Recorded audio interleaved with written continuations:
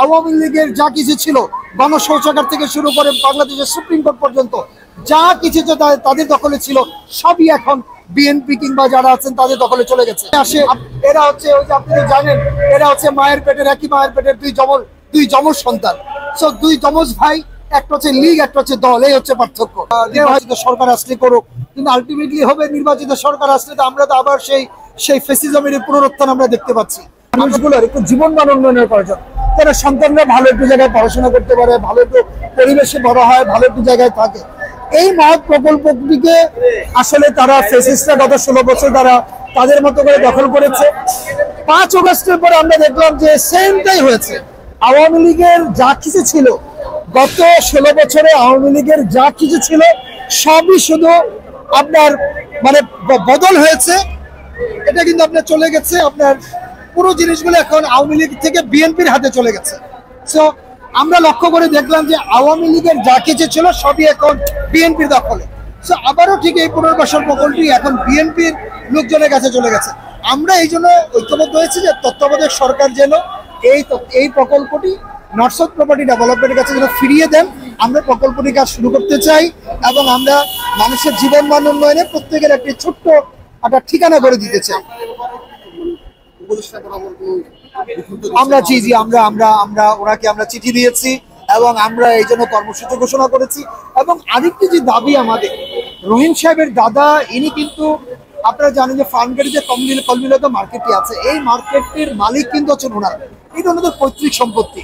কিন্তু 1971 সালের পর ওনার বাবা এবং ওনার মামা যখন তারা যুদ্ধে যখন নিহত হন, সো 71 পরবর্তী যারা ছিলেন, কিছু আমি বলবো না যে এখানে কিছু দুষ্কৃতিকারী যারা এই মার্কেটটিকে জোর দখল করেছেন, দখল করে তারা ভোগ করছেন, গত 54 বছর ধরে কিন্তু তারা ভোগ করে যাচ্ছে।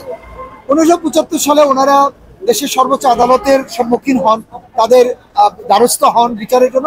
এবং আপনারা জানেন যে ইতিমধ্যে দেশের সর্বোচ্চ আদালত, বিজ্ঞ আদালত একটি ক্ষতিপূরণ দেওয়ার জন্য নির্দেশনা দিয়েছে। সিটি কর্পোরেশনকে চিঠি দিয়েছেন, ঢাকার ডিসি মহোদয়কে চিঠি দিয়েছেন।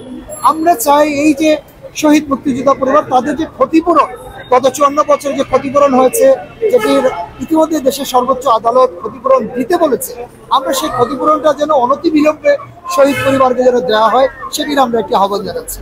এই জন্যই আসলে মূলত আমাদের আজকে এখানে ঐক্যবদ্ধ হওয়া।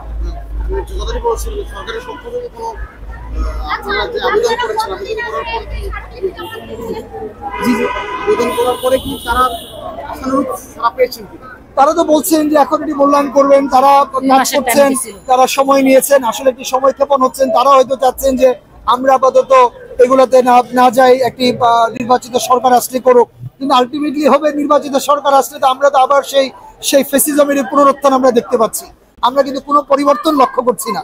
আমাদের তরুণরা যে 1,500 তরুণ জীবন দিয়েছে, তাদের যে কাঙ্ক্ষিত বাংলাদেশ, স্বপ্নের বাংলাদেশ, বৈষম্যের বাংলাদেশ, নতুন এক বন্দোবস্ত আমরা কিন্তু দেখছি না।